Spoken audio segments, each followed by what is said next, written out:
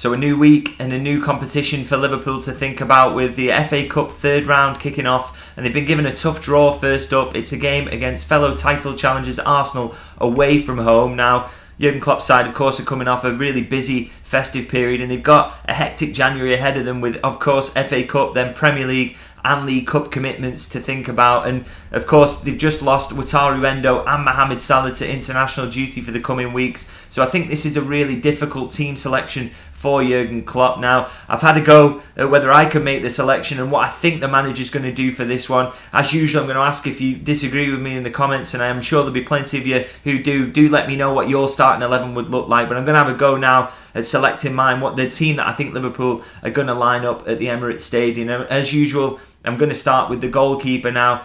I think in this competition we've seen in the past that sometimes, yes, he's gone with Quivine Kelleher in this competition, in the early rounds particularly, and sometimes he's gone with Alisson. But I think the way things have worked out so far this season, I think this is going to be a game for Alisson Becker. Now, Quivine Kelleher has been getting his games, hasn't he, so far this season in the League Cup. I expect that to continue for the semi-final. And also perhaps in the Europa League going forward, I think Quivine Kelleher might get those games at least until we get a little bit further into the latter stages. So he's had plenty of opportunities, and I think for Alisson, the FA Cup is a good opportunity to keep him in games. You don't want him just featuring in the Premier League this season, do you? So I think we're going to see Alisson Becker used in goal for this one. Of course, Liverpool's strongest goalkeeper, so a strong start to this starting 11. Now, moving into the defence at right back, don't think that Trent Alexander-Arnold is going to be near this one because, of course, as with anyone, he's played a lot of football over the festive period. He's such a key figure for Liverpool, and I think the domestic cup competitions, especially early, you really need to be protecting players like Trent. He's going to have a busy January ahead of him, so don't want to see him anywhere near this one. And the same goes for the man who's been his backup right back so far this season, Joe Gomez. Again, he's needed at left back at the moment, isn't he, with Kostas Tsimikas and Andy Robertson out. So don't really want to see him being used at right back for this one. So for me, I think it possibly is going to see Conor Bradley come into this game. And I think you've seen him in the Europa League this season, and for me, out of all the kids who were used in those games, including the likes of James McConnell, Luke Chambers, I think Conor Bradley was the one who looked most confident and most comfortable at senior level. Obviously, he's had successful loan spells in the past and played senior football, and I think it's no coincidence that he looks comfortable there. So I think this is another good opportunity to use him. Obviously, a huge test, Arsenal away, a real step up from the Europa League where you're playing lesser sides maybe. But I think he's earned that opportunity, and Liverpool were very excited about his performances in pre-season prior to this season before he got a little bit of an injury, so that maybe made him miss out on some opportunities for first team action in maybe the Carabao Cup and of course obviously the Europa League as well until the latter stages, that group stages. So hoping to see him thrown in for the FA Cup here because as I say, I think he deserves this chance and he earned it over pre-season and with his performance in the Europa League. So sticking with the defence, I'm going to move into the centre halves now. And I think this one, again, is one of those maybe no-brainers to just throw Jarell Quansah in there. Again, he's been so impressive this season when given the opportunities and a great rotation option. He really has stepped up to become really the new Joel Matip, one of those four centre-halves that Liverpool have got. We saw him used on Boxing Day at Burnley, so he's very, very much a first-team option now, not just seen as one of the kids. And I think an FA Cup game at Arsenal is another good opportunity to see where he's up to in his development, another different test for him to take on, and he's passed everyone he's had so far this season, really, with flying colours. So really looking forward to seeing him again. I think he's a guaranteed starter in this one. Now, the selection alongside him may be a little bit of a trickier one.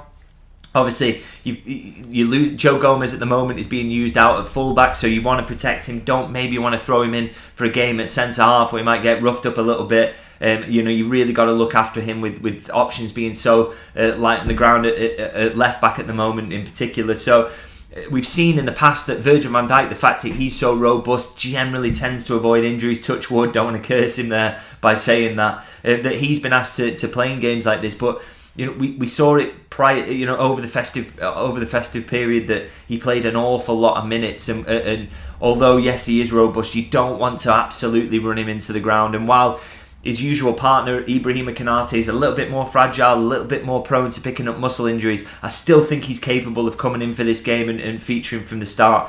As I said, we saw Quansah at Burnley, didn't we, over the festive period? So Konate saw his minutes managed and has had his minutes managed really over the entire season, so should be able to at least get through a 90 minutes here, even though you would maybe expect him to be in the starting 11 against Fulham in midweek in that League Cup semi-final. I still think Konate can get through these 2 back-to-back games. We hope that doesn't cause him any issues. As I said, he is prone to those muscle problems and picking those up. But I think, a player of his quality and fitness should be able to get through these back-to-back without any issues. It's a real problem if you're managing a player of his age through just 1 game a week. I'm sure he's capable of doing these back-to-back games. So he's my pick there, and just giving Virgil van Dijk maybe the night off. And now at left back, again, I think this is an easy pick, and the reason I say that is because I think that the whole reason that Owen Beck was recalled from his loan at Dundee was to feature in this game. I think Liverpool know at left back they've got a little bit of an issue, haven't they, with Tsimikas out for the foreseeable future, and Andy Robertson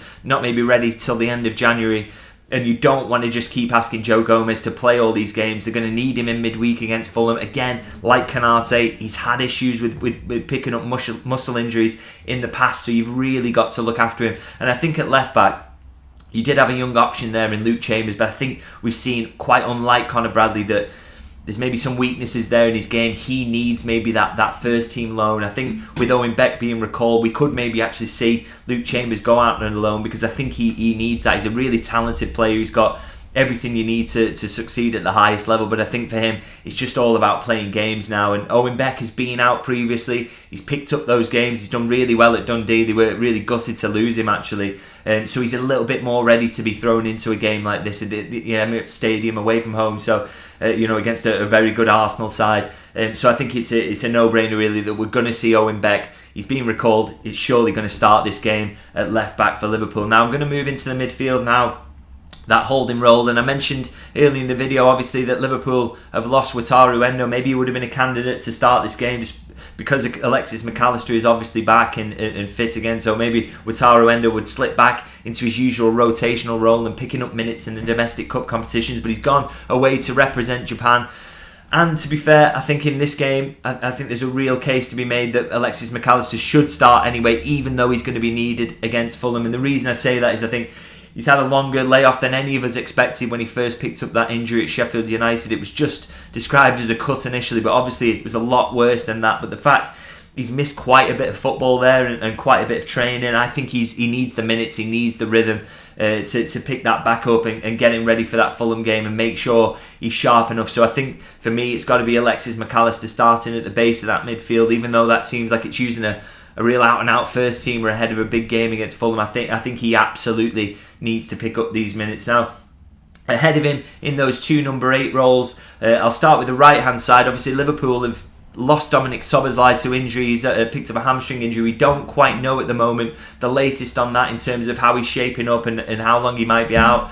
But I wouldn't expect him to see him in this game, even if Liverpool have got away with one on that front. I think Szoboszlai maybe needs a rest, so I think you need to come up with an alternative option. Now, a lot of the time in cup competition so far this season, we've seen Harvey Elliott used in this right-hand sided 8, but for me, I'm going to hold him back because I do want him in the team elsewhere. And so for me, I think we maybe see, as we saw him subbed on for Szoboszlai against Newcastle, I think we might see Ryan Gravenberch in that right-sided 8. Again, he's another one who needs rhythm, needs minutes. We want to get him in to start as frequently as possible. He hasn't looked great off the bench recently, I must say that. I think I said in my last video after the Newcastle game, I think he's struggling to pick up the pace of the game, but I think in games that he started, he's looked okay. He's shown things he can build on, moments where he's breaking the lines and being really positive and finding that final pass. Want to see more of that from him and want to see him getting more opportunities to start. And I think this is a really good one to get him in rhythm and hopefully see a little bit more of the best sides of him rather than some of the weaknesses that we have seen recently.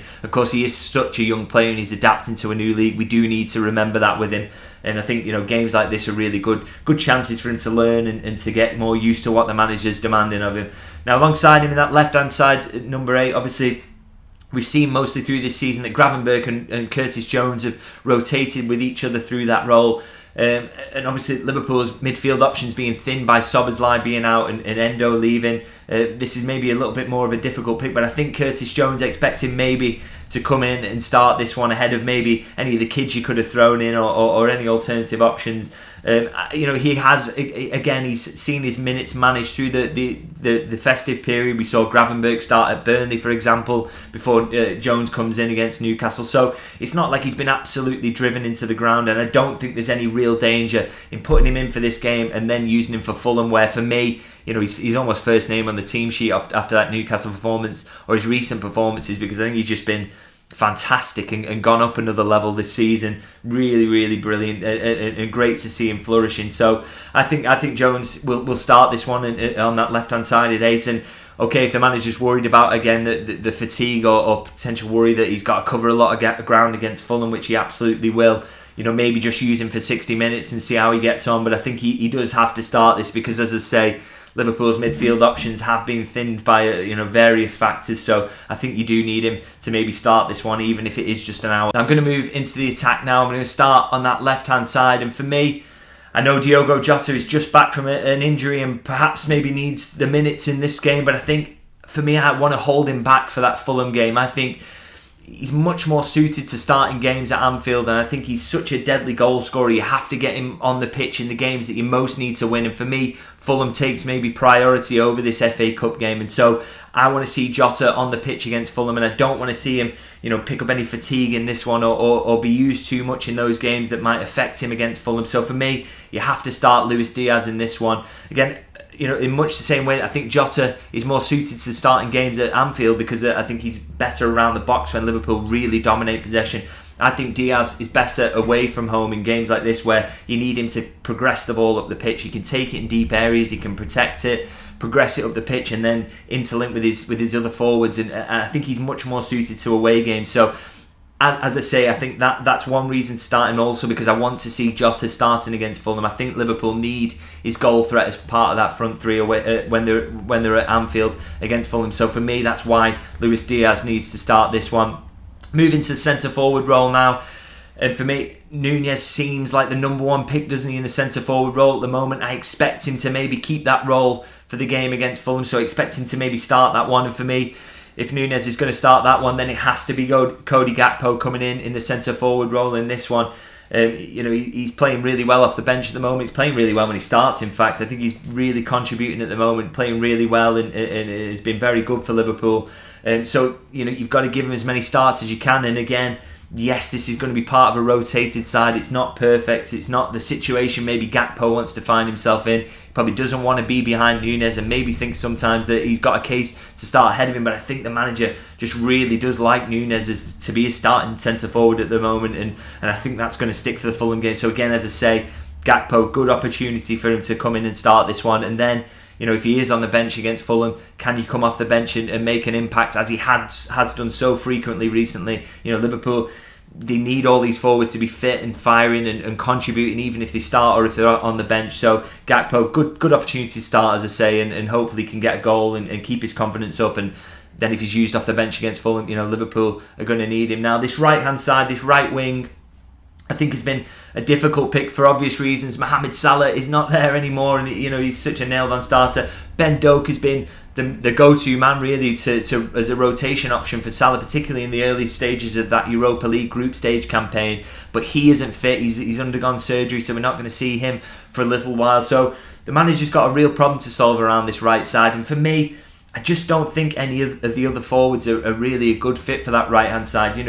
Diaz is a left winger, Jota is a left winger / centre forward, Gakpo is a left winger / centre forward, and Nunez is a centre forward / left winger. So for me, you could make a case that you want to try out one of those on this right-hand side, but for over this period, and maybe the Arsenal game is a good opportunity as a free hit to try them there. For me, I just think that would maybe unbalance the side a little bit. I don't want to see a right footer out that side, out on that wing. I want to see Liverpool being able to make natural moves to be used to having a left footer on that side and to play naturally.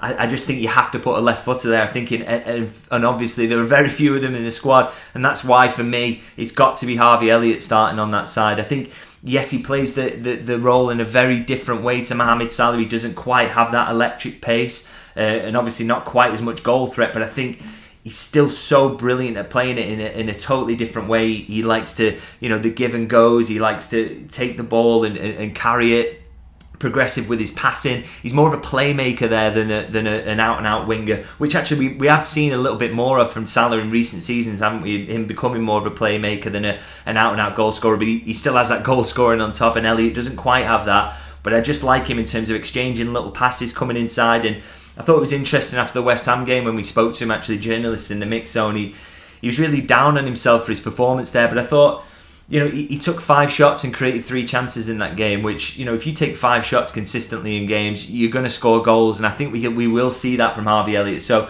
for me, that's what makes him really the perfect fit, and I think he's missed out on some minutes recently because he's mainly seen when Salah is in the squad as a midfield option, a central midfield option. I think Jurgen Klopp, when games has been tight, he's been slightly worried to throw Elliott in as a midfield option, because if the opposition get a set piece, he's not the biggest, is he, and finds it sort of, you lose a bit in defending that. So I think that's why it's been easier for the manager to maybe go to a Ryan Gravenberch as that first sub in midfield rather than Harvey Elliott. But of course, you don't have that concern at all if the man he's replacing in the team is Mohamed Salah, who usually just stands up front anyway, and obviously he isn't the biggest anyway, so they don't involve him in defending set pieces. So that for me is, there's a multitude of reasons really why Harvey Elliott has to be the one to start on that right wing, and I think this is a good opportunity to try it, and if it works out, as I hope it will and I think it will, then he should be in the team against Fulham. So that is my full selection. That's my starting 11 for the game against Arsenal. Maybe you disagree. Do let me know, as usual, in the comments what your starting 11 would look like. And as usual, I'm going to ask if you could please